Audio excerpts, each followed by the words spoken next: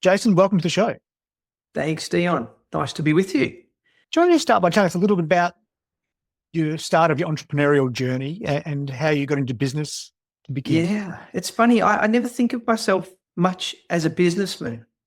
Right. And yet it's only when I look back and you see all of the little adventures and misadventures of your youth that you realize there was an entrepreneurial instinct, even if I didn't recognize it in those teenage and early 20s. As a young boy, I was selling Christmas trees in October.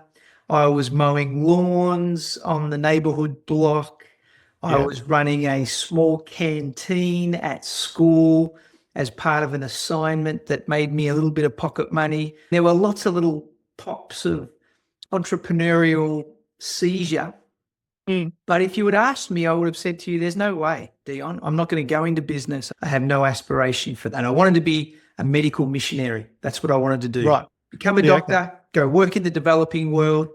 And I think business felt dirty. It felt like the wrong side of the tracks. Yeah. Nobody in my family had ever gone into business. So it was totally foreign in every respect. So we've got that part. And it's really interesting to hear your perspective on that, because fast forward a few years, you start, tell me if I get any of this wrong, but you start a business from your garage, end up with 140 locations and 700 health professionals within the business, and it becomes an ASX-listed company. Yeah. Where you thought, how does that happen? Well, that's why I introduced myself as an accidental business person, because I guess the opportunity, when opportunity meets preparation, some magic happens. I describe it, and I don't mean to be silly with this, but I describe it as being, I got railroaded. If you're really good at something, often you get opportunities ahead of your time, and it catapults you into places and spaces you never intended.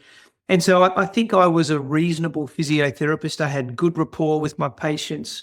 I got fast-tracked opportunities as a young graduate, and all of that gave me a little bit of confidence and probably a springboard into commercial opportunities.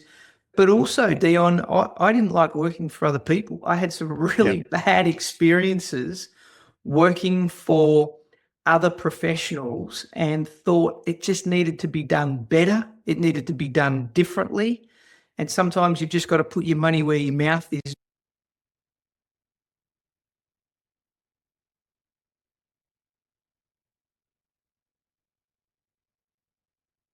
Yep. In your own. I knew it. I was running a small little home-based practice as a bit of a hobby business. And that was the roots of it. And how did you scale that? What was your, so you start doing that, you want to be able to do your own thing. How does that become the scale that it became? Yeah. It took me 5 years to run one practice well. Yeah.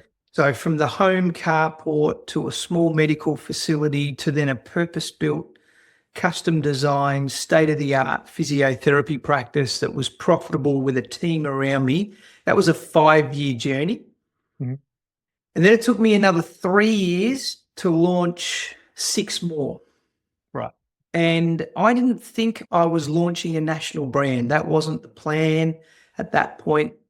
Really, I was trying to retain quality staff. And there was a phenomena within healthcare that as practitioners build their patient lists, at some point they realize they can just cross the street, hang their own shingle, run their own practice and take the business with them. And essentially, as the employer, you have to reset with a whole new team, train them up and build the client base again. And so that happened a few times. Yeah. And I realized I can't keep going around this hill. I need to retain my clinicians. And the idea of helping them start their own practice as a way of retaining their skill set inside my business was, again, an unintended, accidental franchise model, because I didn't call it that in the first instance because I wasn't smart enough to understand what was happening around me. But I was definitely scaling with a purpose of retaining good people. And then after about 6 of those, Dion, we realized the systems are replicable. Yeah. We're getting faster growth. We're reaching profitability ahead of the industry curve. What we're doing is scalable. And then good people around me started tapping me on the shoulders and telling me things I didn't know, and that was that we had the seed of what could become a national footprint. And so we then started to intentionalize the franchising model. But that was after 8 years, or was that in that 3-year period? Okay. Well, technically, at year 5, technically the second practice I did was a franchise, but I bankrolled it. I owned the equity, at least half the equity in that. And the guy I put in paid $1,500 for the opportunity. So low risk on his part. Yep. And it was a cowboy agreement. We didn't have branding. We didn't have a national office. We didn't have all the systems and technology to drive the opportunity. So it was really raw beginnings, but technically a franchise. But it wasn't till really, 3 years on from that I had the formalities and the regulatory compliances around the franchise. What were the interesting hurdles that you came across, or the stumbling blocks? And you talk about the cowboy agreement to start with. Presumably over time, that all changes, right? Because you've got to have these things formalized, and often that comes with the pain of learning why or things don't quite work out. So you have to systemize things a little bit more. Did you have any of those types of experiences, or was it more just as the brand became bigger, you formalized it a bit more then? No, I think the margins are so skinny in allied health. Yeah. That we worked out on a feasibility study. We needed about 25 practices to hit our tipping point to be profitable on the royalty streams and the revenue coming through the aggregate of the group, to be able to afford the shared services that we were providing our franchisees. And so scaling was a really hard thing to do, because we had to keep cash flowing our own vision. We had to believe in our own rhetoric long before we started to get any payday out of it. And so that was a really hard part of those first, I would say 12 or 13 years, to be honest. So 5 in prototyping my one, another 3 in getting a small cohort of pseudo franchisees up and going. And then I think another 5 years to build the scale to actually make this profitable at a parent company level. Yeah. So you could imagine I was cutting corners everywhere I could, and not because I didn't value excellence or quality, but because we just did not have the money to do what we wanted to do. So I was the CEO, I was the HR manager, I was the tech, I was the recruiter, I was dabbling in branding and marketing, I was writing the systems at midnight. And so there's no way you can do a good job on all those things, quite apart from the fact that I don't have the skills, I don't have the time or the energy. And so you're bootstrapping for a decade to get this thing up and over the hump. And it wasn't until we had about 20 or 30 practices, Dion, that we could start to employ professionalized management to be able to do this thing with the excellence that we always aspired to. Yeah, I was going to say, what was the point at which you, or even the timeline at which you realized, oh, this is going to work? Even when we had 50 or 60 locations, I would go to conferences and give keynote addresses to my peers in the industry. And franchising was such a controversial model to scale a business. In fact, physiotherapy had no scaled expression. It was just mum and dads running little corner practices or in medical centres co-located with GPs. There was no corporatized expression of physio. And for us to have even attempted this we were the black sheep. We were bastardizing healthcare. We were profiteering off people's pain. For a long time, we were the adversary. The intelligentsia and the academia of our industry was really contrarian with every initiative we put forward. And I would go to these conferences and we already had 50 or 60 locations, and people would still heckle me from the back of the auditorium and say, they don't think it's going to work. franchising will never work in healthcare. And so for a long time, honestly, for a long time, I would sit there thinking, even though we're growing Yeah. double-digit growth year on year without fail for 2 decades, I'd sit there and I'd think, my gosh, is this a house of cards? Are people Yeah. getting this down? Am I going to wake up one day and everybody's right? They've sabotaged our model. And so I don't think I ever felt 100% secure. But to answer the commercial question, we stopped taking on water after about Yeah. 10 years. We were starting to wash our face, pay our bills, clear our debts, bank some money, invest into our future out of positive cash flows. We launched our own foundation. So we went and started investing pro bono healthcare into Indigenous communities. Like we were starting, our business model was starting to return on the purpose that I had originally launched it with, and that was to be a medical missionary. And so it was definitely viable and rewarding. But I've got to say, mate, it was still controversial, and therefore it was an adventure. Yeah, you can see both sides of that from the perspective, if you put yourself in the shoes of the people who've been in the industry and have got a certain view, they're reluctant to change. It's the same with any sort of disruption, right? Where someone's coming in and doing it in a different way. If it's not the way that they do it, because everyone's very particular about how they do their own work, whatever it is, and they're all trying to do the best they can in their own way. And so you can see that they would, and it's often the case with any industry where there's boutiques and then there's other organizations that are growing at scale, but they all provide a service in a different way of providing that service to the consumer, which is important, right? It is. And I think one of the things we have to fight hard against is there is a sentiment that franchising or just corporatization more broadly in any form of scaled model is a race to the bottom. Like it's this idea of a commoditized transactional service. And so in healthcare, that's the antithesis of everything we want. As a patient, as a consumer, you don't want the idea of, at McDonald's, you can have a 15-year-old flipping burgers out the back, no big deal. Yeah. But you don't want your diagnosis coming from someone who's the least qualified minimum performance. And so we had to work really hard at recruiting the top-end clinicians, delivering exceptional professional development to our workforce, paying them above tote odds so that they were rewarded and they were sticky, giving our patients more than just a healthcare experience, but a customer experience, so giving them the red carpet. And so all of that meant we ended up charging the top end of the market.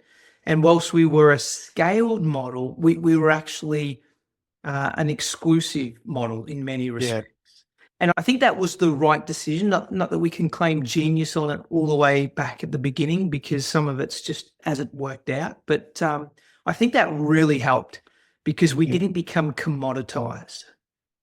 Even in terms of, and there's always the flip side of these things, right? So you can look at it and go, you don't want to have things commoditized. But by the same token, having the systems and being a little corporatized actually allows you to deliver a reliable service and level of advice that individual practices are not going to be able to do in the same way, because that's going to be hit and miss depending on the individual practitioner. So when you've got those other, so there's always a flip side to these things that is advantageous.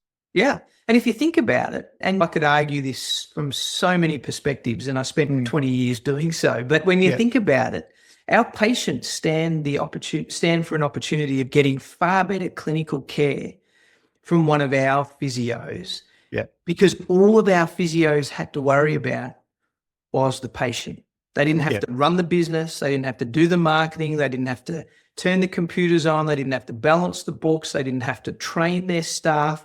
We took all the burden of the operations of the practice off their hands, which means the people we were employing, they loved being clinicians. That's all they had to focus on, which meant they became world best at that role and they were undistracted. And I actually think that shifted the needle in our mission substantially. Oftentimes, a lot of people want to do the job they want to do really well, and all the other stuff they don't necessarily want to do. So it makes a lot of sense. Yep. Jason, what would you do differently if you were to start again? What would you do differently within that business? It's a funny question, Dion, because we all ask ourselves this question. What are my regrets, or what did I learn? Yeah. How would I advise my younger self and whatever? And the funny thing is, I'd probably do so much differently. And yet, if Yeah. I did it differently, I might not have got to where I landed. And Yeah. so the hard lessons I learned by getting it wrong more than I got it right probably were essential for me Yep. eventually succeeding. But look, I don't want to avoid the question. I think I would have tried to implement technology a lot sooner. I was a bit of a reluctant participator in our tech innovations because I wanted to be high touch and not high tech. Yeah. We're a people business, we're a service industry, we're healthcare. It doesn't get more personal than that. And I think I was a little slow on that. And when I did finally pull the trigger on it out of necessity, I spent half of what I should have and took twice as long. Right. So and eventually we got there, and tech was a great enabler for our growth. And we were an industry leader with our clinical technologies. But I still look at it and I think, oh, gee, I was slow, and I was, I'd really want another do-over on that one. Yeah. And when you say, because often people spend too much on some of these things when they go into it and regret that, but you feel like you didn't spend enough. That's right. And didn't necessarily go all in when you, in hindsight, would have. But you don't know that going in. That's the thing, right? Exactly. But yes, that's one of my reflections. The other thing, people are both the heroes of our story and they're the villains. And I'm sure that's not uncommon, right? Yeah. So we have individuals in our businesses who have just the rainmakers. They made stuff happen. They were big-hearted. They represented our brand with such integrity. They were real cornerstones of the culture. And I look back and I think, oh, gee, I wish I had celebrated those people more. I wish I had acknowledged it earlier. I wish I could have identified and reproduced those types of heroes in our story. Yeah, okay. And then there's the villains, the people who, when you look back, they're saboteurs. That they smiled on the outside, but gee, they were eroding things on the inside. And I wish I was smarter and a little bit more skeptical in my earlier years and not so naive. And I wish I could have seen some of that, because over time that has a compounding effect also. And so I think one of the massive learnings for me is, how do I read people? How do I celebrate the contributors? How do I release the wrong people to a new adventure so that I'm refining my culture all the time? Yeah, okay. We got there in the end, but I think they're the things, you can't read it in a book and learn it. No, you got to experience that, right? So there's some of the things I think about. Yeah, that's really interesting. And you're right. It's one of those things where they're the experiences you have to have along the way to learn the things you need to learn to get to that point. So it's always easier in hindsight, but it's always interesting, I think, to go and reflect back with 10 years, 20 years experience. What would you do differently if you're starting it from scratch? There's always things you would do differently. Yeah. What about in terms of the business? You talked about the early days where bootstrapping, that sort of thing. Did you raise money along the way before listing and all those types of things? Or what was the structure from that perspective? And what was your rationale around that too, Jason? Yeah.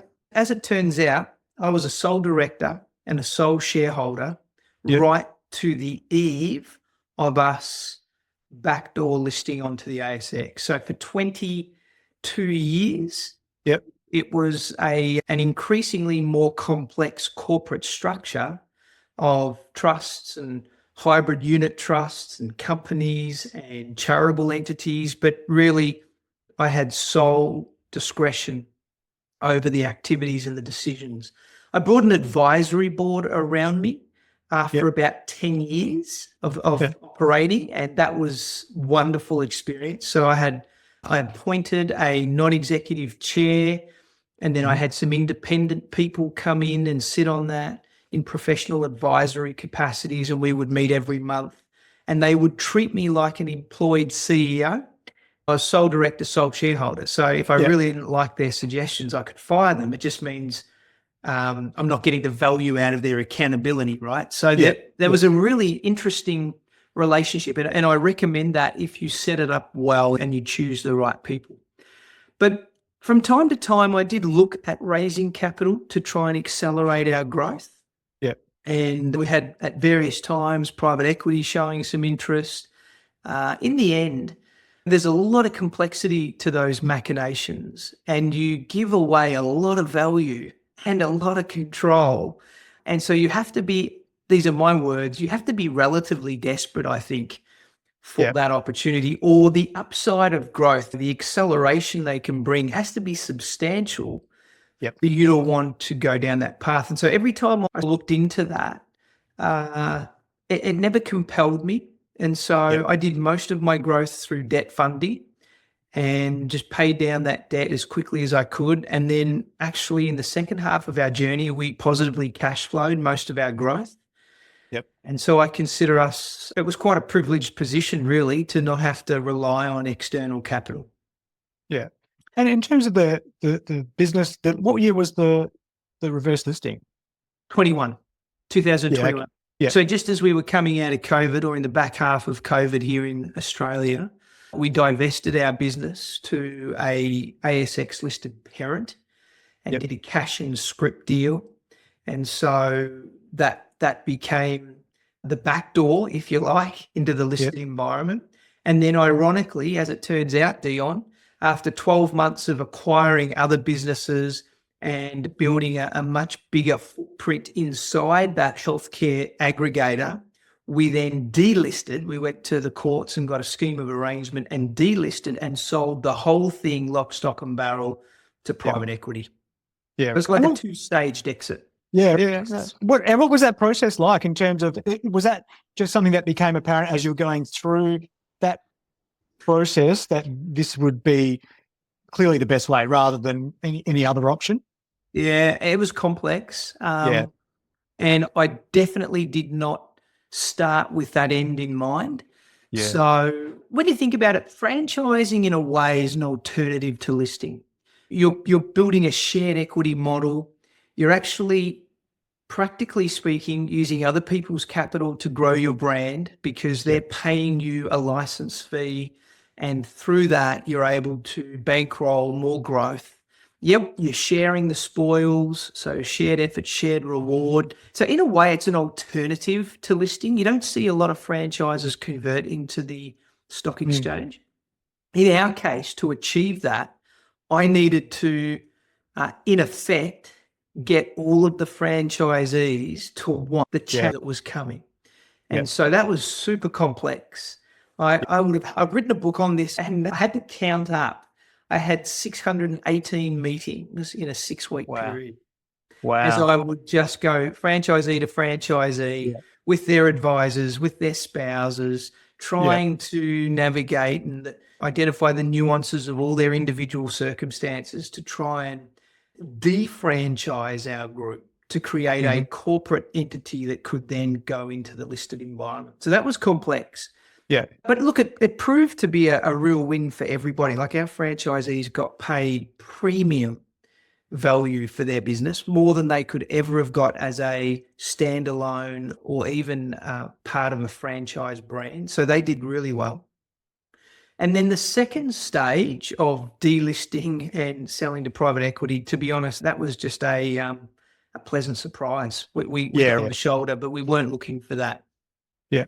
How difficult was that process of going through all of those meetings in 6 weeks? And I presumably you're making sure because you're dealing with all these different personalities and you're trying to communicate to them the same vision and benefits and value, but presumably with so many different people, it's quite a complex thing to do.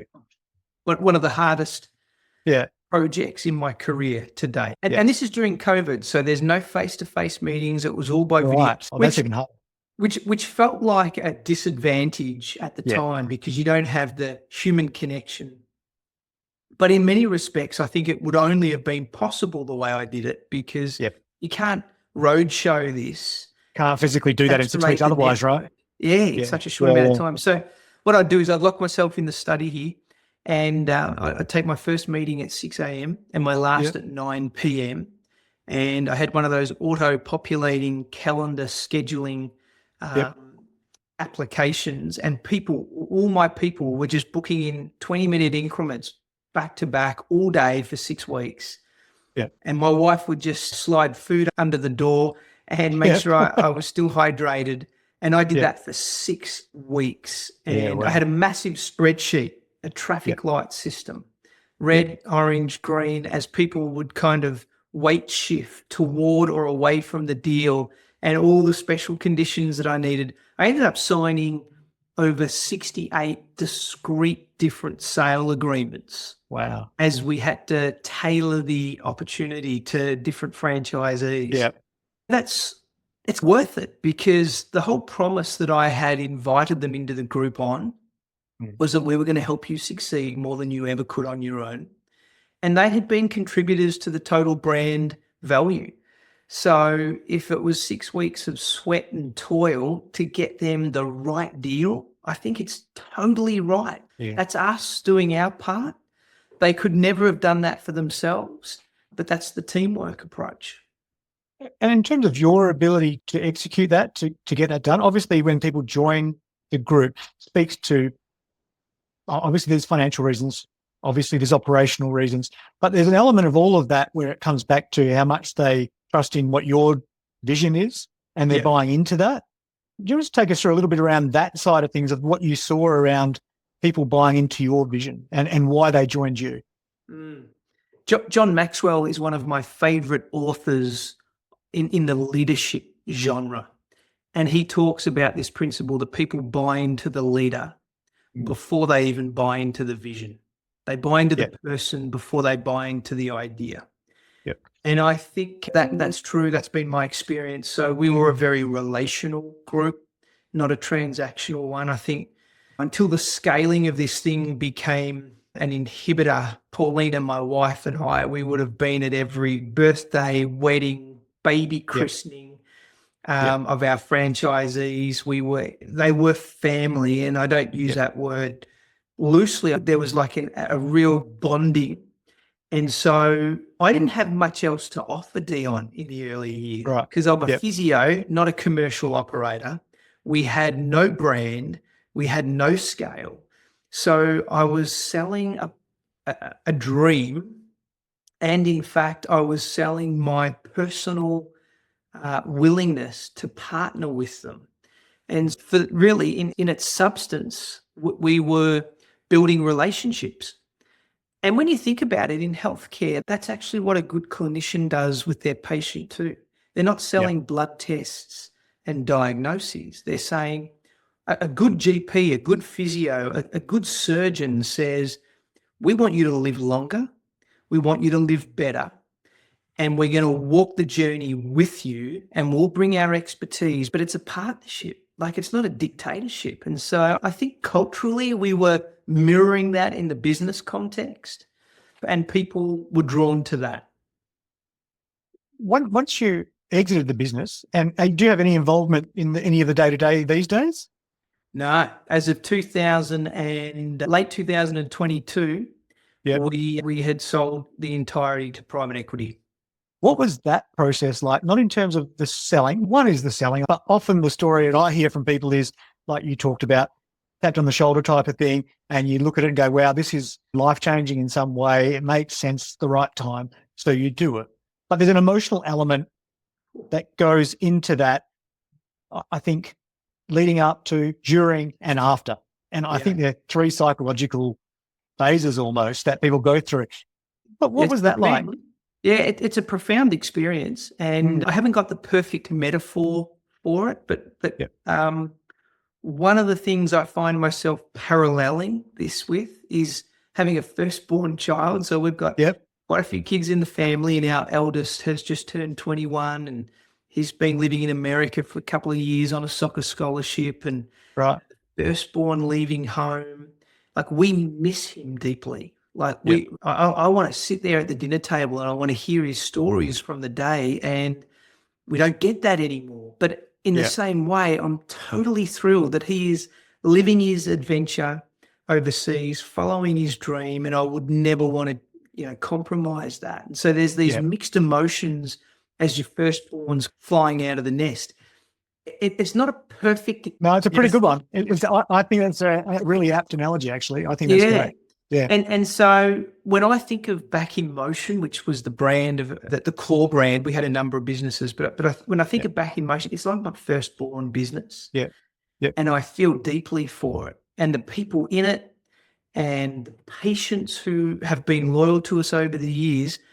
But I don't regret selling it. I actually think it's right. It needed to move on into a more mature expression. I think it'll have a life outside of my home. I miss some of the stories and the people, and fortunately I still have connections and opportunities in an informal capacity, but it's got to live its best life. And I think I was ready to release it. I reckon 5 years before the sale, I started to get a bit itchy. Yeah. It took me, maybe God was being very gracious with me, Dion, because it probably took me that 5 years in the brain and the heart to edge toward the door, such that when the deal went through, my identity wasn't intrinsically linked to the business. Yeah, because that's a big deal, right? Yeah, I think it is. Yeah. That's really interesting. Yeah.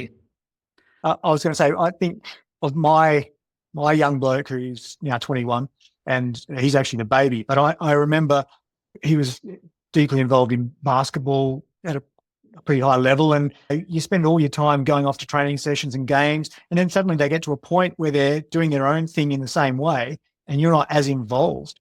And it is a good analogy to business, because you go, especially if you sell the business, where you're very involved, and then suddenly and that's what you want to do. You want to be able to set the thing up, the kid up, as well as the business, to be independent and flourish. Absolutely. And I'd spent 2 decades preaching the value of systems, and our franchisees, it's not a business if you can't walk away from it and it still generates profit without you. And so in a way, I probably groomed our own model for a long time before the sale prospectus even appeared for an optimized exit. And not because I'm super smart, but just because I think the nature of franchising ingrains that principle into it. And so if there's not systems to run this business without me, it's not a saleable asset. Yeah, 100%. That's critical. Yeah. Well, and as you went through that journey, what was your biggest weakness that you overcame? Me personally? Yeah. In terms of your abilities to do whatever it might have been, managing the business, growing it, whatever. What was something that you looked at and thought, I wasn't good at that, but I worked out how to fix that or get better at that, or whatever it might be? Oh, sadly, that is a really long list, Dion. I had a mentor say to me early in my adventure that my danger is I have a really big on button and a really small off button. Right. Which is not uncommon in entrepreneurs or just business owners, because it's thrust upon you.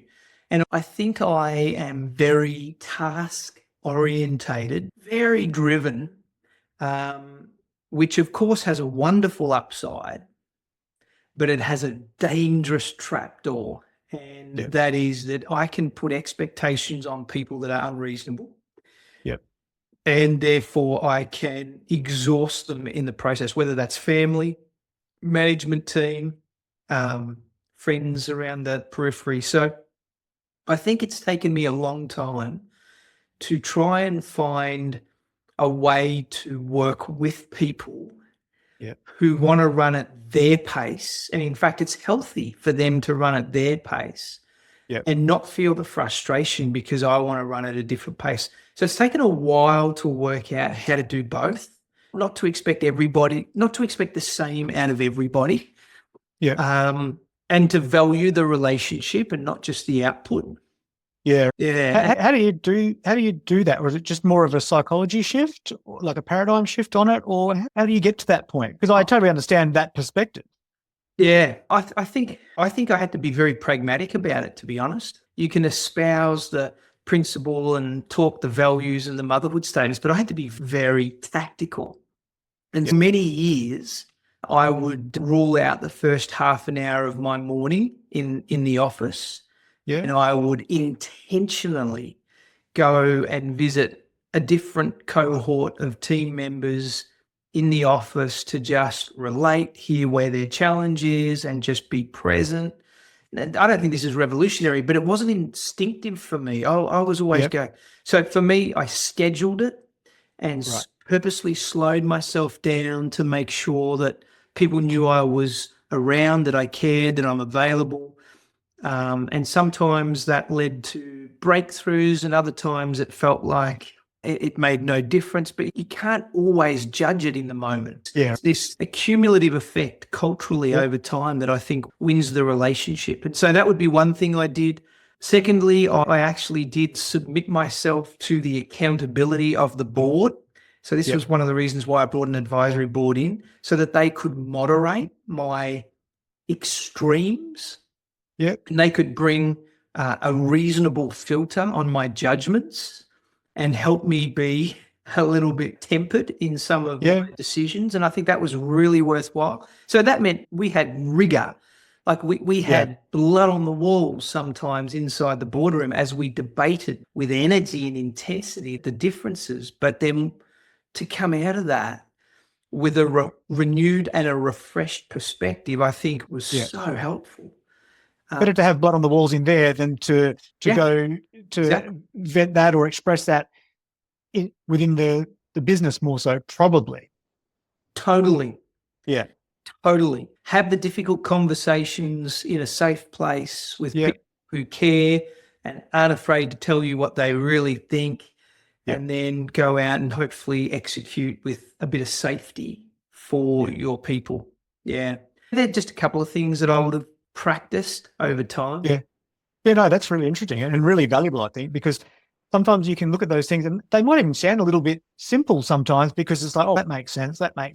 But you have to get to a point where that becomes the obvious thing that you need to do or want to do, because plenty of people go through their lives not being self-aware and putting those small, simple steps in place that keep you accountable, that moderate and temper your approach or whatever it might be, right? Because we've all got blind spots and weaknesses. Oh, absolutely. What about, do you have a particular morning routine or anything like that, Jason? I did for many years. I've got a little bit more fluid since I sold the business. Yeah. We were raising 4 kids. I had a national business. I had to be in every state every month. Yeah. We launched in New Zealand. Time was compressed. I would typically have got up early and done about 30 minutes of spiritual disciplines. So that might have been pray, read the Bible, journal, reflect. And that was always my first 30 minutes. Yeah. Then I'd try and do about 30 to 45 minutes of exercise, and I'd always do them in that order. Yep. If I exercised first, it would blow out. Yeah. I'd forfeit my spiritual time. There's an hour to an hour and 15 of just me in my own space in the morning. Then typically the kids would have started to rouse. And so I'd try and have half an hour in the morning just to maybe prepare brekkie if they were really young, or just be around in the kitchen while they're doing their thing, just to hopefully kiss them before I ran out the door. And Paulina was amazing. She ran the home, but it was nice to just make a little appearance most mornings if I didn't have a red-eye flight. And then I'd be in the office typically by 8:30. By the time we started having children, my wife and I had a deal that I'd be home at dinner at 5:30, 6 o'clock most nights. There might have been exceptions. But as a general rule, I wasn't going to do the crazy long days. I wanted to be at the kitchen dinner table. And that was really crucial. And then I'd be in bath, bed, time stories. I wasn't missing the youth of our kids. But then when they went to bed, like 7:30, 8 p.m., I got a leave pass. And I would open the laptop at home and I'd work till 2 in the morning. Yeah. And I don't recommend this. This is not an endorsement. Like I'm a physicist, understand the bio. This is just what happened. It is dangerous. I do not endorse it. But for about 10 years, I would have about 4 or 5 hours sleep a night.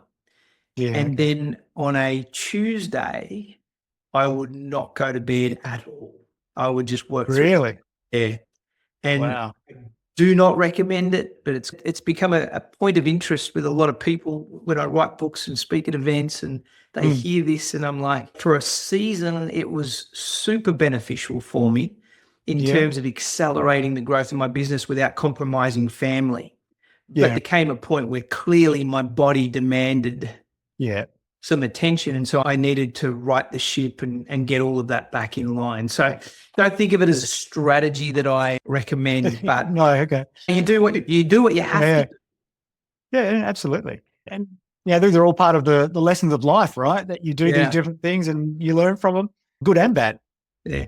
There's a funny story, Dion. I was writing a book on the benefits of sleep, and the hypocrisy of it struck me at 3:30 in the morning when I was reviewing the manuscript, and I thought it's probably time I practiced what I preached.